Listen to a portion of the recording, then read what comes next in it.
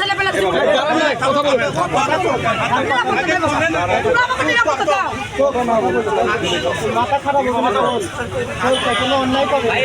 ঘটনা ঘটছে, এটা তো আমরা অস্বীকার করতেছি না, তাই না?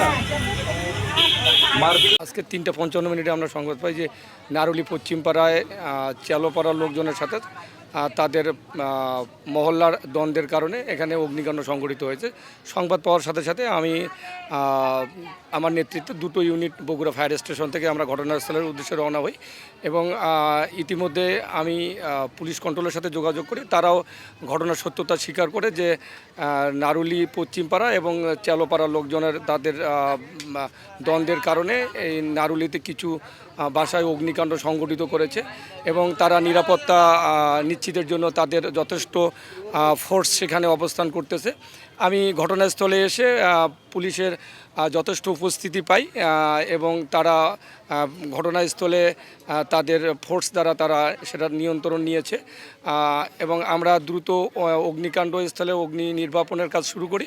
পাশেই খাল ছিল, সেখানে আমরা আমাদের পাম্প সেট করে আমরা দ্রুততার সাথে অগ্নি নির্বাপনে অংশগ্রহণ করি এবং অগ্নি নির্বাপন শেষে আমরা দেখতে পাই যে পুরোপুরি 4টি বাড়ির মোটামুটি 20টার মতো কক্ষ, 18-20টা কক্ষ হবে, পাশে 2টো দোকান ছিল এর সাথে সংযুক্ত, সেগুলো আগুনে ভস্মীভূত হয়ে গেছে। তাদের গৃহস্থালী যে মালামাল ছিল এবং ইলেকট্রনিক্স বিভিন্ন সামগ্রী ছিল, টিভি, ফ্রিজ এবং অন্যান্য জিনিসপত্র, সেগুলো ক্ষতিগ্রস্ত হয়েছে এবং এর পাশে একটা পিকআপ সম্ভবত আর একটা কার, যেটা আগন্তুক তারা বিভিন্ন ভাড়া নিয়ে বা কোনো কাজে এখানে উপস্থিত ছিলেন, সেই গাড়িগুলোতে তারা আংশিকভাবে অগ্নিকাণ্ড সংঘটিত না করলেও সে গাড়িগুলো তারা ক্ষতিগ্রস্ত করেছে। এখানে হতাহত হয়নি, তবে তাদের যে আমি যতটুকু তাদের সাথে প্রাথমিকভাবে জেনেছি যে উভয় মহল্লার মধ্যে যে কোনো একটা ইস্যু নিয়ে দ্বন্দ্বের কারণেই তারা অগ্নিকাণ্ড সংঘটিত করেছে, ভাঙচুর করেছে।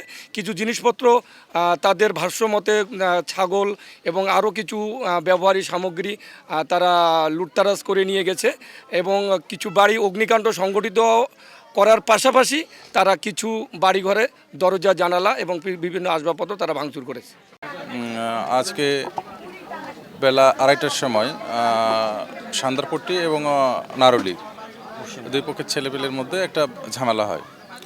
পরবর্তীতে বেলা 3:30টার দিকে, 3:30-4টার দিকে সান্দারপট্টির ছেলেপেলে এসে নারুলি এলাকার কিছু বাড়িতে অগ্নিসংযোগ করে। আমরা সংবাদ পাই, সংবাদ পেয়ে দ্রুত আমাদের পুলিশ এখানে আসে।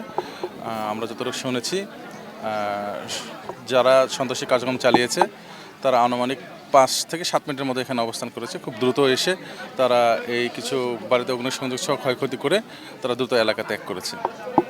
আমরা এসেছি, আমরা পরবর্তীতে আমাদের অতিরিক্ত পুলিশ লাইন থেকে এসে সেটা মোতায়েন করা হয়েছে, ডিবি পুলিশ এসেছে। যারা এই অপরাধের সঙ্গে জড়িত, এই যে ক্ষয়ক্ষতি যারা করেছে, বাড়িঘর অগ্নিসংযোগ করেছে, তাদের বিরুদ্ধে তাদেরকে আমরা আমাদের অন ক্যাপাসিটিতে আমরা তাদেরকে করব, শনাক্ত করে আইনগত ব্যবস্থা করব। এরপরেও যদি আমরা এজাহার পাই তার আলোকেও আমরা আইনগত ব্যবস্থা নেব ইনশাল্লাহ। হতাহতের ঘটনা কিছু আছে?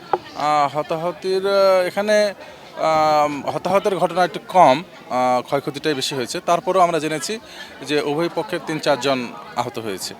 আরেকটা বিষয় শোনা গেছে যে গুলি চালিয়েছে নাকি, এরকম কোনো তথ্য পেয়েছেন? না, এরকম তথ্য এখনো আমরা পাই নাই।